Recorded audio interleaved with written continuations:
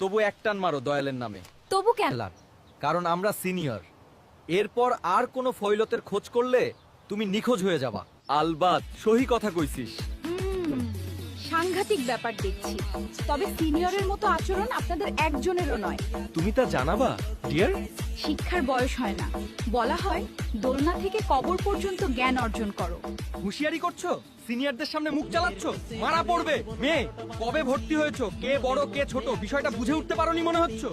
কুকুর ছোট হোক অথবা বড়, তাকে কুকুর বলার সৎসাহসটুকু থাকা অবশ্যই ভালো গুণ। একটা মেয়ে হেঁটে যাচ্ছে, তাকে ডেকে সিগারেট টানতে বলা, এসব আপনাদের কাছে সিনিয়রের সংজ্ঞা? অথচ আমি যে বই থেকে সিনিয়রের সংজ্ঞা পড়েছিলাম সেখানে লেখা ছিল সিনিয়র হলো শিক্ষক যে জুনিয়রকে আদব শেখাবে, ইত্যাদি ইত্যাদি অনেক কিছুই লেখা ছিল। সেই বই আপনাদের হাতে পড়েনি, দুঃখজনক। মূলত আপনারা রাজনৈতিক পাওয়ার শো করতে এসেছেন। ভুল বলিনি আমি নিশ্চয়ই। বয়েজ কুল কুল, মালটা তো একদম আলাদা রে, সবার চাইতে আলাদা। তার সাথে খেলাটাও হবে একদম আলাদা। শালার রাজনীতিতে আসার পর কত ভদ্রলোক হয়ে গেছি আমি, ভাবা যায়?